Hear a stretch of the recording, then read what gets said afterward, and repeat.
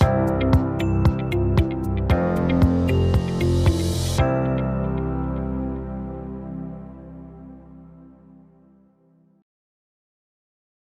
Chautauqua Heritage Lecture Series is made possible by a gift from Jeff Lutz and Cathy Nowosielski. Good afternoon. My name is Jon Schmitz. I'm the archivist and historian for the Chautauqua Institution, and I wish to welcome you to this afternoon's Heritage Lecture. Today, we will be looking at the 1923 film of a pageant performed here at Chautauqua by real Chautauquans.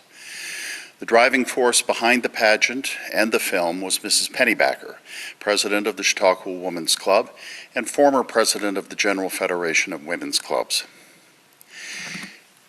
For some time, Mrs. Pennybaker had been unhappy with the way the 4th of July was being celebrated. Wheelbarrow races, greased pole climbing, fat man races, belly flop contests, throwing chickens from hot air balloons, and other carnival entertainments were not appropriate, in her opinion, for commemorating the Declaration of American Independence. Instead, she proposed making the 4th of July Citizens' Day, a day to reflect on what it meant to be an American, what we should be grateful for as Americans, and what was expected of us in return.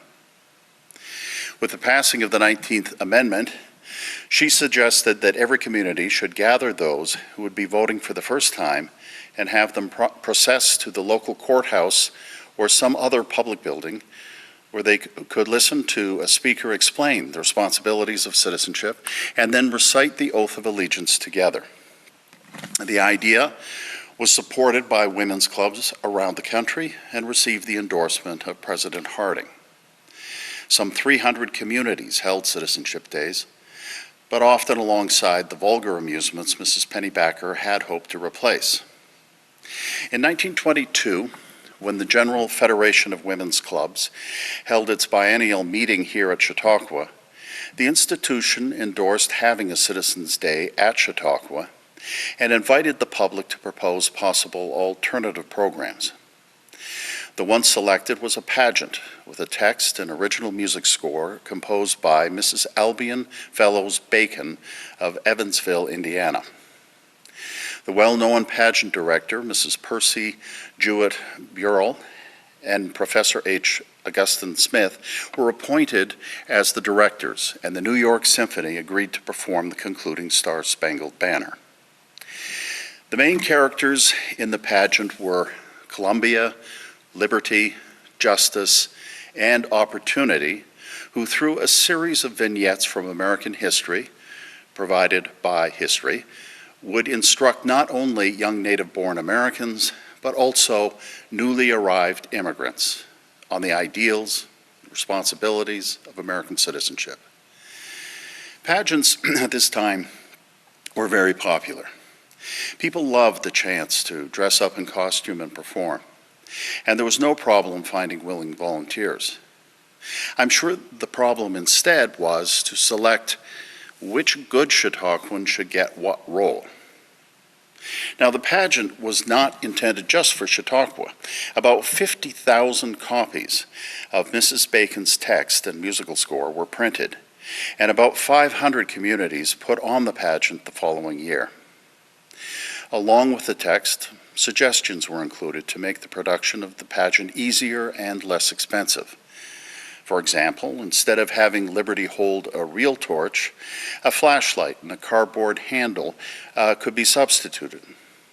And while it would be best to have Columbia, Liberty, and Justice ride a chariot, an Opportunity and History could just ride a horse. Sorry to say that the performance at Chautauqua had neither horses nor chariots. In order to promote the pageant and show how it should be done, the institution arranged to make a film of the pageant, which could be distributed to movie houses. The pageant you are about to see was not actually performed on the 4th of July, but later in the month. A huge crowd gathered to watch the spectacle, even though it was a very hot day when, as the Daily reported, Hollywood came to Chautauqua.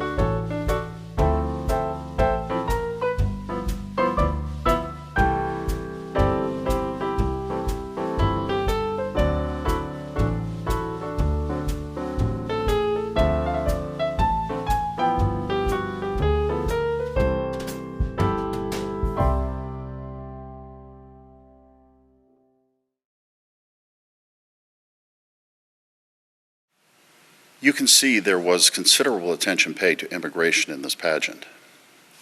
Mrs. Pennybaker had been appointed 3 years earlier to be the chair of the Citizenship Committee of the General Federation of Women's Clubs. Unlike some other advocates for assimilation, the General Federation did not believe that immigrants must abandon their culture so long as they were willing to accept the principles of the Constitution. They adopted as their motto the words of Mrs. Dietz, "Unity in diversity." In this spirit, Mrs. Pennybaker worked closely with Arthur Bester, president of the Chautauqua Institution, to have citizenship schools begin at Chautauqua. Indeed, immigration was a very important political issue at this time. But of course, it has always been important.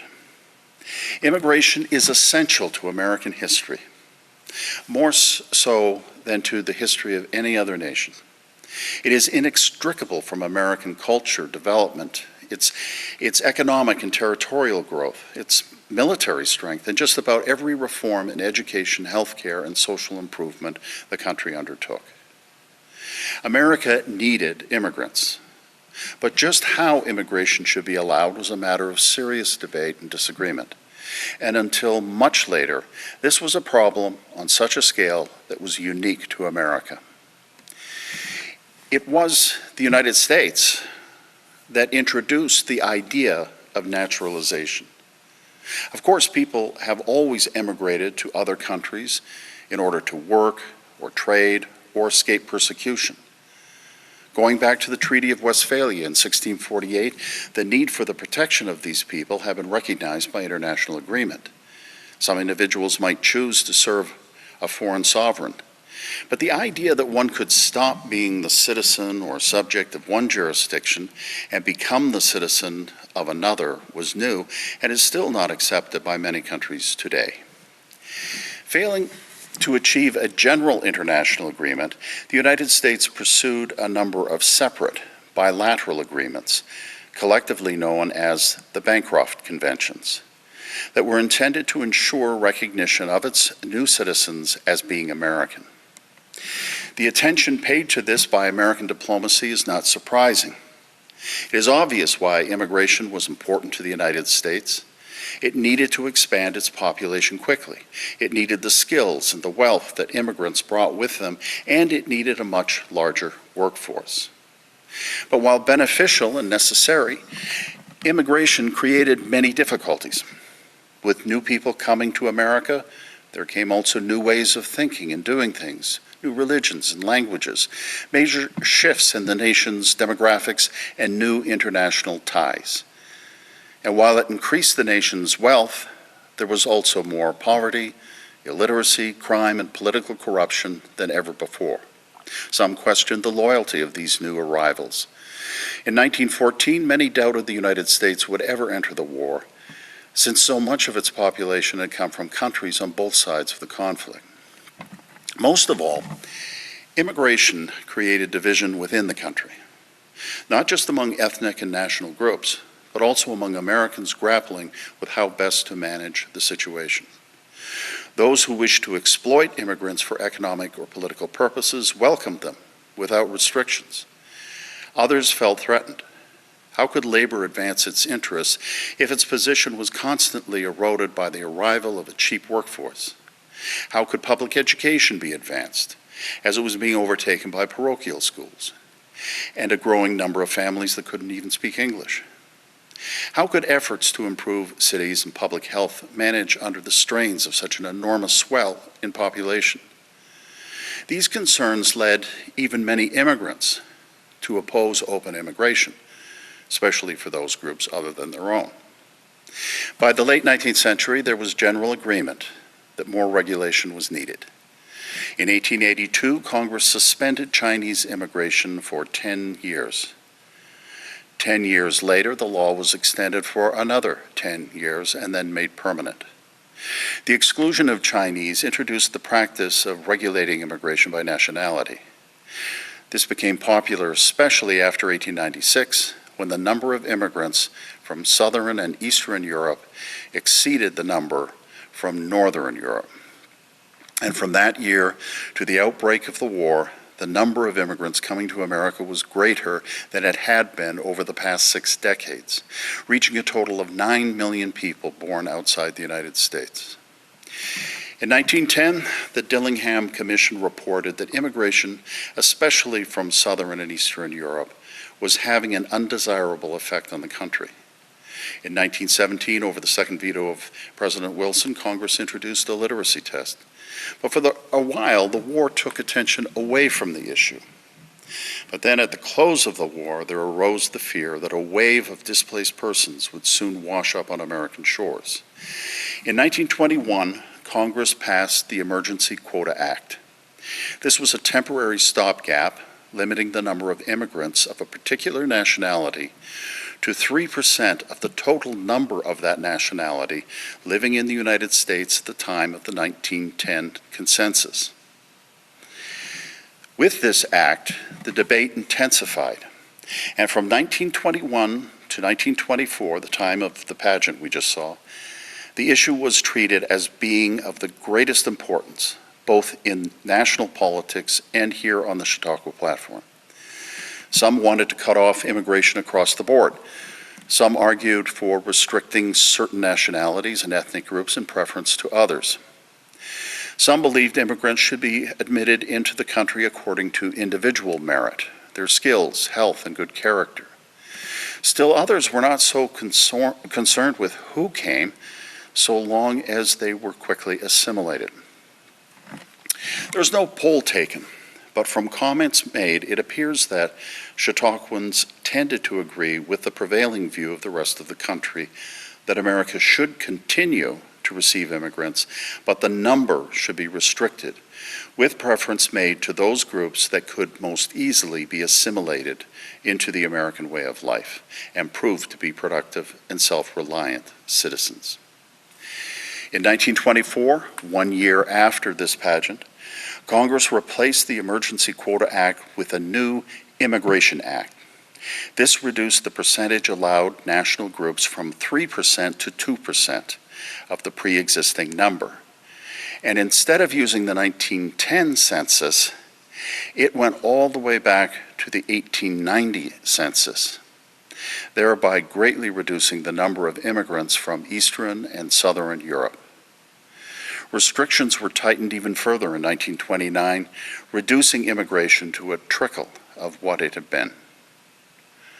All the same, the millions of immigrants that arrived since the mid-19th century and before the Immigration Act would constitute a growing constituency in both numbers and influence, and would change the very image of an American. Significantly, Chautauqua, while never wishing to exclude immigrants, never made an effort to include them. The one notable exception was the Jewish Chautauqua Society. But even while this initiative was technically being administered by the Chautauqua Assembly, the Jewish Chautauqua Society had its own programs, books, and purpose. Had Chautauqua involved immigrant populations through its programs, it would certainly be a very different place today, and probably one much closer to the mainstream of American life and far less forgotten. If you have any questions about this talk or about Chautauqua's history in general, you can contact me at jschmitz@chq.org or by social media. And if you wish to, please visit our website, archives.chq.org, where you can use our online records, view our virtual exhibit on Chautauqua's hospital, or download a curated coloring book of Chautauqua postcards. Please stay with us for Ask the Archivist. Another question we are frequently asked is, how many U.S. presidents have spoken at Chautauqua? When I started working here 18 years ago, I was told that the Chautauqua Amphitheater was the platform of presidents. But when I looked into it, I found something, a little different. I know one often hears there were 9 presidents who came to Chautauqua, sometimes 10. I don't know where they get that from. Maybe they just like to round it up. But there were really 5 with the title President of the United States who came to Chautauqua.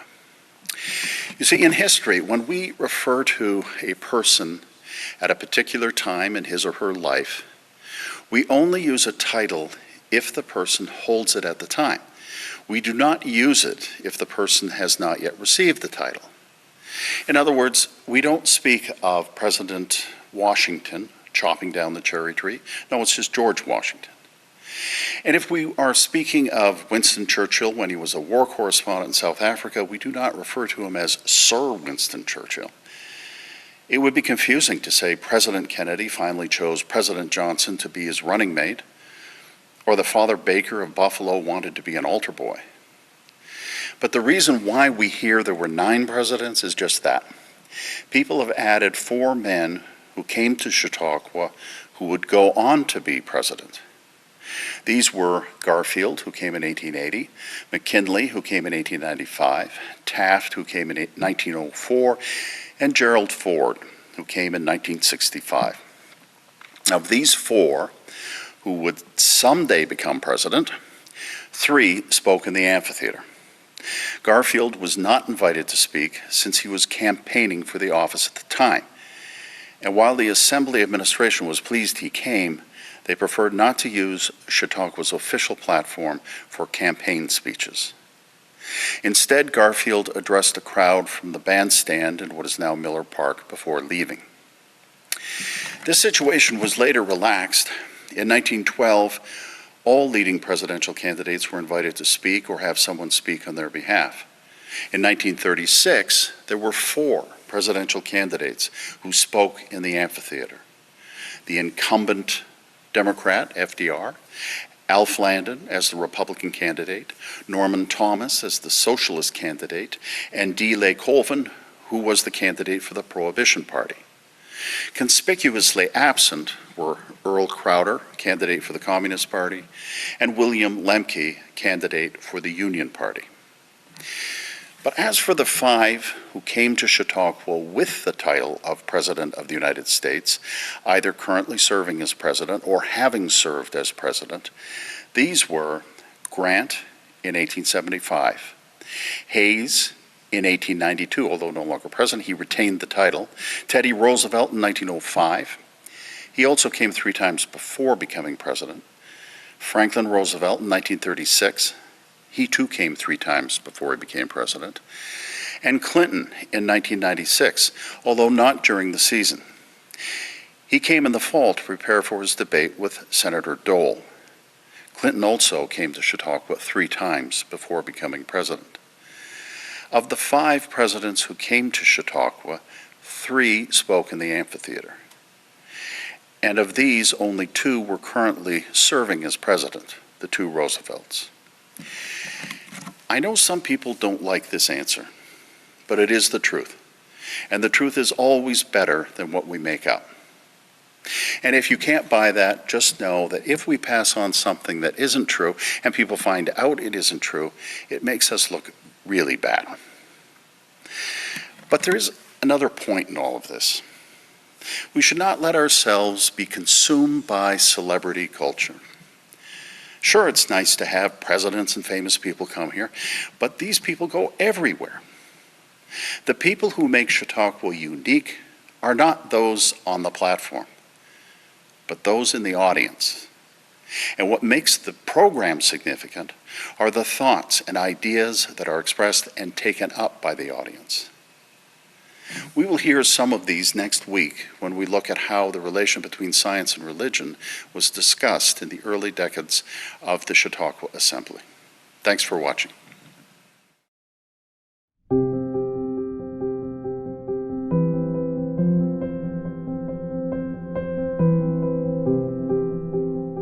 CHQ Assembly is made possible through the collaboration and innovation of Chautauqua Institution's full-time and part-time staff, seasonal staff, and many volunteers, as well as participants like you, whose engagement, gifts, and subscriptions sustain our mission.